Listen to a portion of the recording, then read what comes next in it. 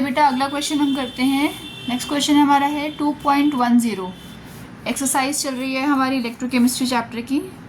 Chapter second है हमारा और चैप्टर का नाम है इलेक्ट्रोकेमिस्ट्री। क्वेश्चन है the conductivity of a sodium chloride at 298 kelvin has been determined at a different concentration and the results are given below. ये हमें डिफरेंट कंसनट्रेशन दी हुई है। यहाँ पर हमें क्या कैलकुलेट करना है बेटा, बेटा हमें मोलर कंडक्टिविटी कैलकुलेट करनी है सारे कंसनट्रेशंस पर।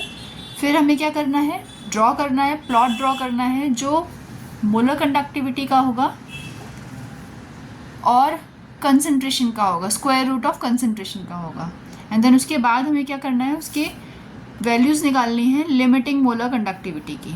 ठीक है, तो अब हम क्या करें, क्वेश्चन को साइड में रखते हैं और यहाँ हम एक टेबल तैयार करते हैं जिसमें हमारे पास डिफरेंट वैल्यूज़ दी हुई है, उनको हम लिखेंगे। सबसे पहला कॉलम मैंने बनाया कंसंट्रेशन का। कंसंट्रेशन मतलब मोलारिटी, कि हमें मोलारिटी कितनी दी हुई है। सेकंड कॉलम में हमें दी हुई है कंडक्टिविटी। तो कंडक्टिविटी के लिए बेटा सिंबल होता है के, और कंडक्टिविटी हमें दी हुई है साइमन पर मीटर के हिसाब से। साइमन पर मीटर के हिसाब से दी हुई है, तो इसको मैं कन्वर्ट कर लेती हूँ साइमन सेंटीमीटर इनवर्स में। ठीक है जी। फिर हमें क्या निकालनी है, मोलर कंडक्टिविटी निकालनी है।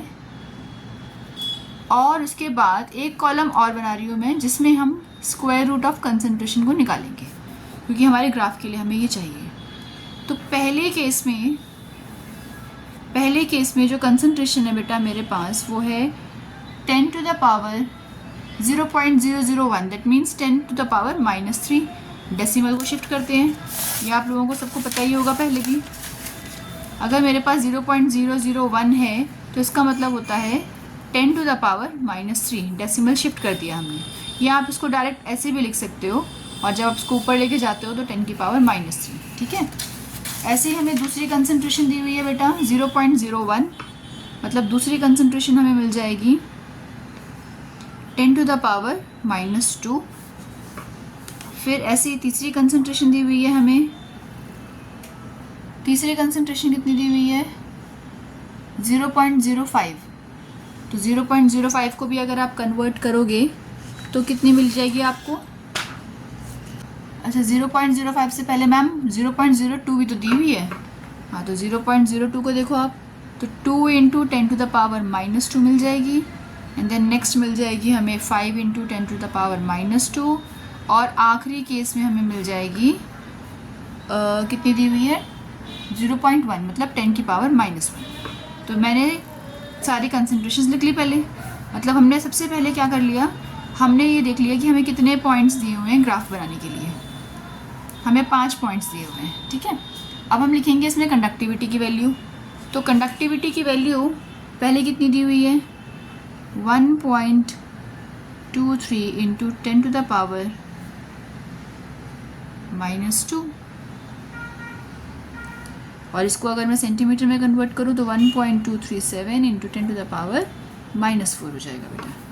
ऐसे ही नेक्स्ट वाली भी देख लो आप, 11.85 into 10 to the power -2 convert करो 85 into 10 to the power -4। Centimetre से मीटर से सेंटीमीटर में कन्वर्ट कर दिया हमने। नेक्स्ट हो जाएगा हमारे पास कितनी दी हुई है, 23.15 इंटू 10 टू द पावर -2। तो ये हो जाएगी 23.15 इंटू 10 टू द पावर -4। आगे बढ़ते हैं। नेक्स्ट हमें दी हुई है 55.53 इंटू 10 टू द पावर -2। तो ये हो जाएगी 55.53 into 10 to the power -4। And last आपको दिया हुआ है 106.74 इंटू 10 टू द पावर -2। ये हो जाएगा 106.74 इंटू 10 टू द पावर -4। ठीक है जी, 2 केस में तो हम पहुंच गए यहाँ पर। अब हमें नेक्स्ट केस में क्या निकालना है, नेक्स्ट केस में हमें निकालनी है इसकी मोलारिटी। अब मोलारिटी के लिए चलिए पहला केस लेते हैं। तो पहला केस क्या है मोलारिटी का, केस 1। मोलर कंडक्टिविटी कितनी हो जाएगी, 1000 इंटू कंडक्टिविटी बाय मोलारिटी।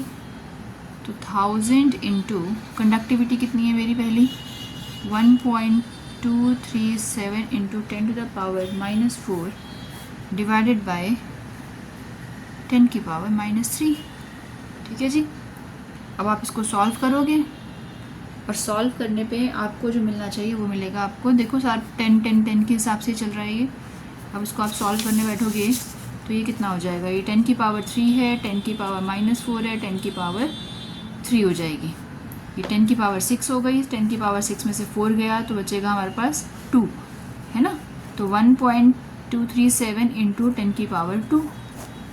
जिन बच्चों को नहीं पता तो और डिटेलिंग में कर देती हूँ मैं इसको। ये कट गया, इसमें से 2 0 बचा 1, तो ये आ गया 123.7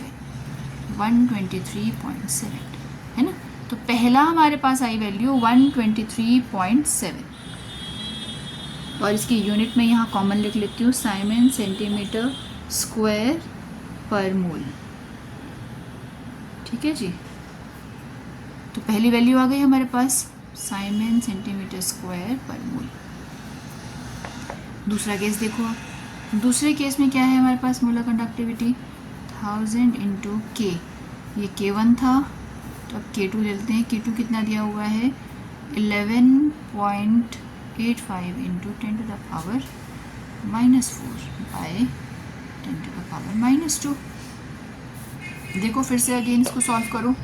10 की पावर -3, 10 की पावर -4, 10 की पावर 2, तो ये हो गया 5 में से 4 गया 1, तो ये 10 बचा सिर्फ मेरे पास। और मेरे पास क्या है 11.85, तो इसका आंसर कितना हो जाएगा 118.5 साइमन पर सेंटीमीटर स्क्वायर पर मोल, है ना।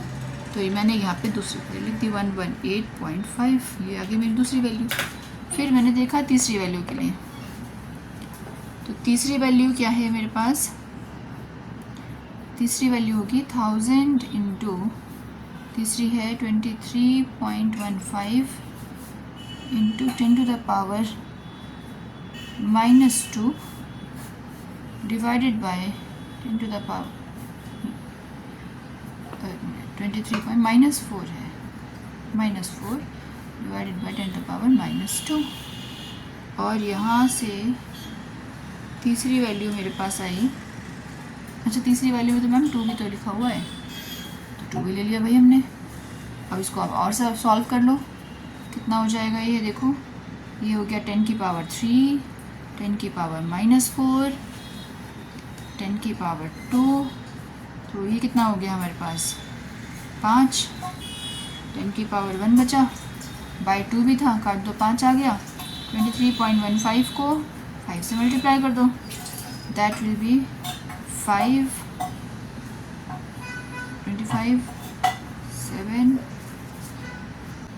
5, 5, 6, 10 और 11, तो आपके पास आएगा बेटा 115.75, तो हमने लिख दिया 115.75। ठीक है। फिर नेक्स्ट देखो, अब नेक्स्ट आ जाएगा हमारे पास फोर्थ वैल्यू क्या होगी, हमारे पास दिया हुआ है 1000 into 55.53 10 to the power -4 divided by 5 into 10 to the power -2। Further इसको भी वैसे सॉल्व करके देखेंगे। जब आप इसको सॉल्व करोगे तो बेटा आपको इसको वैल्यू मिल जाएगी 111.1। ठीक है, ऐसे ही सॉल्व करना जैसे मैंने बाकी पार्ट सॉल्व किए। फिर फिफ्थ पार्ट देखो, लास्ट पार्ट में हमें क्या मिलेगी मोलर कंडक्टिविटी की value 1000 into 106.74 10 to the power -4 divided by 10 to the power -1, again 106.7। ये तो हमारे पास सारी वैल्यूज़ आ गई। ठीक है जी। अब हमारा लास्ट केस रह गया, यहाँ पे मैं वैल्यूज़ लिख देती हूँ 111.1 और ये आ गई 106.7। बेटा अब हमारा क्या रह गया, अब हमें निकालना है स्क्वायर रूट। तो स्क्वायर रूट क्या से निकालेंगे, आपको कंसंट्रेशन तो दी हुई है यहाँ पर, आपको इसका स्क्वायर रूट कर देना। मतलब आपको जैसे 10 की पावर -3 है तो इसका स्क्वायर रूट करना है, स्क्वायर रूट ऑफ 10 की पावर -3, ठीक है। तो जब इसको आप लॉन्ग डिवीजन मेथड से सॉल्व करेंगे तो आपको मिलेगा बेटा 0.031 इसका मिलेगा। फिर आप इसका देखोगे तो आपको मिलेगा ये 0.100 आप लगाना चाहो तो लगा सकते हो। फिर उसके बाद अगले वाले का आपको मिलेगा 0.141, ऐसे ही अगले वाले का मिलेगा 224 एंड लास्ट वाले का मिलेगा 0.316, क्योंकि उसका सेम था। अब हमें क्या करना है, यहाँ पे ग्राफ प्लॉट करना है इस वैल्यू के हिसाब से। ग्राफ कैसे प्लॉट करेंगे बेटा, अब देखो यहाँ पे ग्राफ कैसे प्लॉट करेंगे।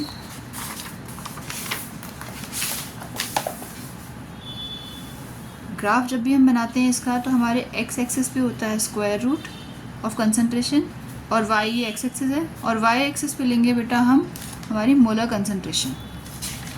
अब इन वैल्यूज़ को जब आप पुट करोगे, एक एक करके आप वैल्यू लगाओगे, तो आपने सीखी हुई है वैल्यूज़ कैसे लगाते हैं। इन वैल्यूज़ के हिसाब से आप लगाओगे तो आपको जो ग्राफ मिलेगा बेटा, वो ग्राफ आपका यहाँ से शुरू होकर के नीचे ऐसे इस तरह से स्लैंटिंग में मिलने वाला है। आपको ये ग्राफ मिलेगा आपको, ठीक है। तो ये जो ग्राफ आपको मिल रहा है, इसमें जो हाईएस्ट वैल्यू हमें मिलेगी ना यहाँ पर, ये हमारी लिमिटिंग मोलर कंडक्टिविटी होती है। इस हाईएस्ट वैल्यू को हम लिमिटिंग मोलर कंडक्टिविटी कहते हैं। वैसे इतना लेंदी क्वेश्चन ये एग्जाम में बहुत रेयर चांसेस होते हैं आने के, लेकिन फिर भी अगर आ जाता है तो हमें ये पता होना चाहिए कि ये जो वैल्यू होगी हाईएस्ट वैल्यू, ये हमारी लिमिटिंग मोलर कंडक्टिविटी होगी। तो अगर आप इसको सॉल्व करोगे, ग्राफिकली प्लॉट करोगे जब आप, तो आप चेक कीजिएगा कि आपकी वैल्यू 124.05 साइमन सेंटीमीटर स्क्वायर पर मोल के हिसाब से हाईएस्ट मिलनी चाहिए बेटा आपको। और जैसे ही आपको ये हाईएस्ट वैल्यू मिल जाएगी, दैट मीन्स आपने बिल्कुल सही ग्राफ प्लॉट किया है। तो ये ग्राफ प्लॉट करना आपका होमवर्क है, और कमेंट करके आप मुझे ज़रूर बताएंगे कि आपने सही प्लॉट किया है या नहीं किया है। वैल्यूज़ मैंने आपको बता दी हैं, ये वैल्यूज़ हैं, आप नोट डाउन कर सकते हैं, और ग्राफ प्लॉट आपको करना है।